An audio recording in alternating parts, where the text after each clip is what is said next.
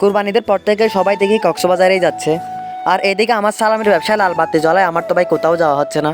তাই কক্সবাজার না গিয়ে বাড়ির পাশে এরকম একটা কক্সবাজারে ফিল নিতে চলে আসলাম। তো জায়গাটি কোথায় এবং কিভাবে যাবেন সম্পূর্ণ আমি এই ভিডিওতেই বলে দিচ্ছি, সম্পূর্ণ ভিডিওটি দেখতে থাকুন।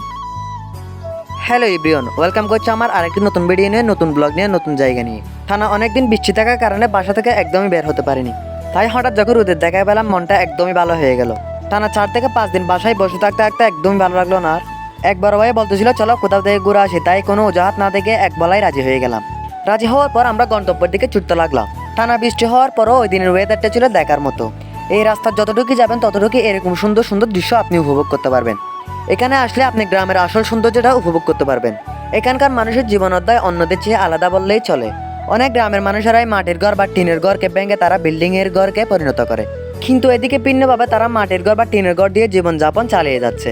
এখানে যে ছোট ছোট নদীগুলো বয়ে গেছে তার সৌন্দর্য কিন্তু অপরিসীম, যার কোনো তুলনা হয় না। এই নদীগুলাই হচ্ছে গ্রামের আসল সৌন্দর্য। তো আমরা এখানে কিছুক্ষণ গ্রামের সৌন্দর্য দেখে আমরা আরো সামনের দিকে যাব। তো এখান থেকে আপনি একটু সামনে আসলে এরকম বিশাল বিশাল জায়গা দেখতে পাবেন। এই বিশাল জায়গায় সাগরের মতো দেখা গেলেও কিন্তু সত্যি কথা বলতে এগুলো কিন্তু সাগর না, এগুলো হচ্ছে লবণ চাষের মাঠ। ওই যে বলেছিলাম টানা অনেকদিন বৃষ্টি থাকার কারণে এগুলো পানিতে ভরপুর হয়ে গেছে। এই জায়গাগুলো হচ্ছে পুরোটাই সমতল, এখানে একটু বৃষ্টি হলে এখানে পানি জমে যায়। মাঝখানে আমরা যে রাস্তাটাতে দাঁড়িয়ে আছি ওই রাস্তাটা হচ্ছে ওইখানকার মানুষের আসা যাওয়ার রাস্তা। ওখানকার মানুষের থেকে একটা কথা জেনে খুবই অবাক হলাম যে এই যে পানিগুলো দেখতেছেন এই পানির নিচে নাকি তারা অনেকগুলো লবণ রেখেছে।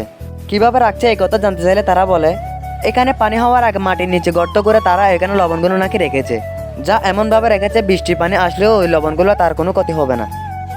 অবশ্যই তারা যখন এই পেশায় নিয়োজিত তাদের অনেক পরিকল্পনা জানা থাকে, তাই মানুষের আগে পিছনে সব কিছু ভেবে কাজ করাই উচিত। এত সুন্দর জায়গাটি কোথায় আপনাদেরকে তো বলাই হচ্ছে না। এই জায়গাটি হচ্ছে কক্সবাজার জেলায় পেকো উপজেলার মগনামা নামে যে জায়গাটি পরিচিত। এখানে আসতে গেলে আপনার প্রথমে আসতে হবে চকরিয়ার আগে নতুন রাস্তার মাথা। ওখানে আসলে আপনার সিএনজি থাকে, আপনি চাইলে সিএনজি নিয়ে সোজা চলে আসবেন মগনামা ঘাটে। চাইলে আপনি এখানে একটা বাইক নিয়ে আসতে পারেন, এখানে বাইক নিয়ে ঘোরার মজাটাই আলাদা। আপনি ওই জায়গাগুলো দেখতে দেখতে চলে আসবেন মগনামা ঘাটে। ঘাটে আসার পরই আপনার অশান্ত মনটা সহজেই শান্ত হয়ে যাবে। কক্সবাজারের মতোই জোয়ার ভাটার প্রতিযোগিতা সর্বাক্ষণ এই ঘাটেও থাকে। কক্সবাজারের পুরোপুরি ফিলটা না আসলেও কিছুটা আপনি অনুভব করতে পারবেন। এই ঘাটেও নৌকা বা বুট রয়েছে, আপনি চাইলে কুতুবদিয়া দ্বীপেও যেতে পারেন। এই জায়গাটা কিন্তু খুবই ফেমাস, এখানে কিন্তু বিকালবেলা পর্যটকদের ভালোই ভিড় থাকে। এখানে বিকালবেলার মন মুগ্ধকর দৃশ্যগুলো আপনার ভালো লাগারই কথা, কারণ চারদিকের দৃশ্যগুলো খুবই অসাধারণ। এখানে এক পাশে সাগর, অন্য পাশে সবুজ ঘেরা গাছগাছালি, একদমই বলতে গেলে এক কথায় চমৎকার। আর হ্যাঁ, এই জায়গাটা কিন্তু একদম বলতে গেলে সুন্দরবনের মতো। এখানে দাঁড়ালে জায়গাটা কিছুটা সুন্দরবনের জায়গার মতোই লাগে। আমরা ঘুরতে ঘুরতে প্রায় সন্ধ্যায় হয়ে আসতেছে, তাই অতপর আমাদের বাসার দিকে যাওয়ারই কথা। তাই ভিডিওটা আজ এই পর্যন্ত। সবাই ভালো থাকবেন, সুস্থ থাকবেন। ভালো লাগলে লাইক কমেন্ট শেয়ার অবশ্যই করবেন।